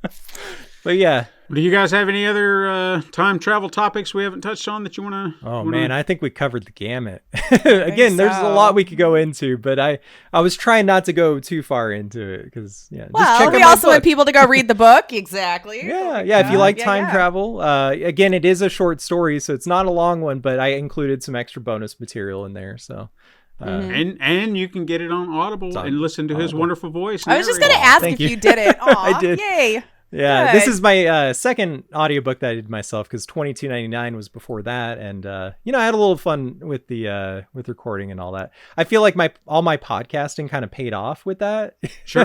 to a certain Yeah. extent. So. I will have to ask since you've been doing that Yeah. because I feel like I have this issue. Does it feel weird when you do it on your own? Oh, yeah. Versus actually having someone to bounce off of? Yeah. And it's so awkward. You got to push past Yeah. that. It's like, but I guess maybe because I did like a lot of drama back in high school and stuff, it was kind of like getting back into that mode, like where I was like reading Shakespeare and but I would like try to divorce myself from what I felt about the words and stuff and just kind of just try to perform it, if that makes sense. I did appreciate some of your performances in Tempest Machina. I appreciate I actually kind of hate hearing my own voice in it, but I'm trying to get past that, if that makes sense. I think nobody Yeah. likes the sound of their own voice. Like Trust me, I listen back to the pod and I don't know how any of y'all come back. I really don't. I made, oof. I feel like I made some choices, but I hope they paid off. I don't know, because I was trying to like make it so each character didn't quite sound the same, kind of bring Sure. something different to it. We'll see. Maybe I ought to do that. And Yeah. just, like start picking out all my good voices that I can do and just make them characters. Yeah. Or if you ever want to collaborate on something like that, I'm always game. So, Yeah.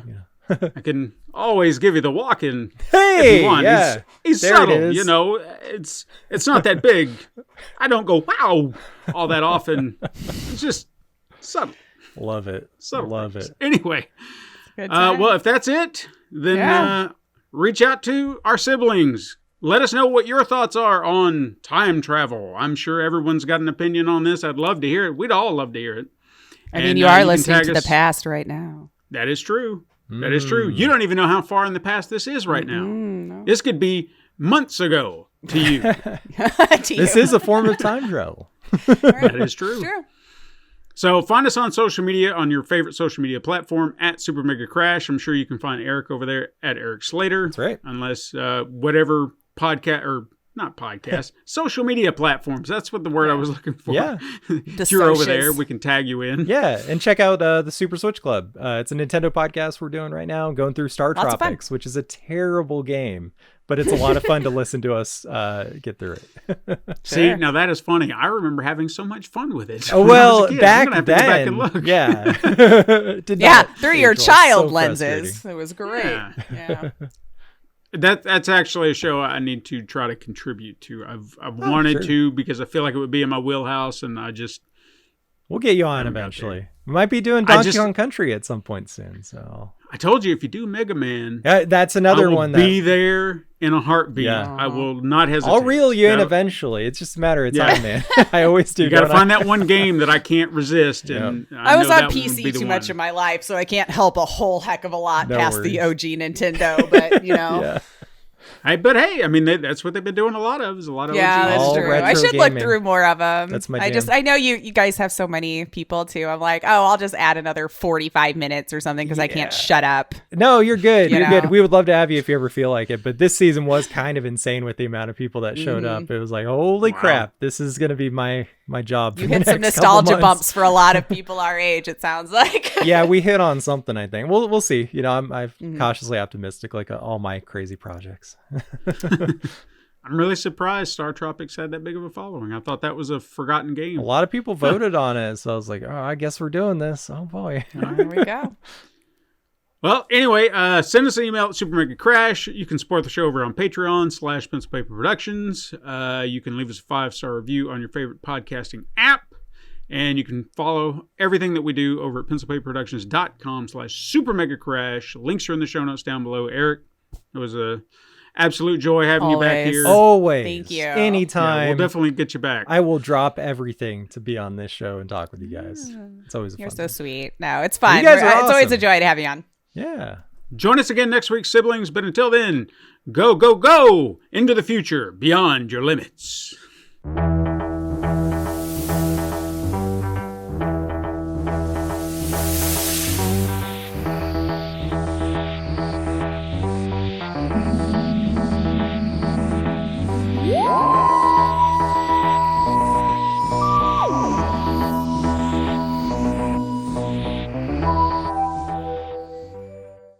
This has been a Pencil and Paper Podcast Network production.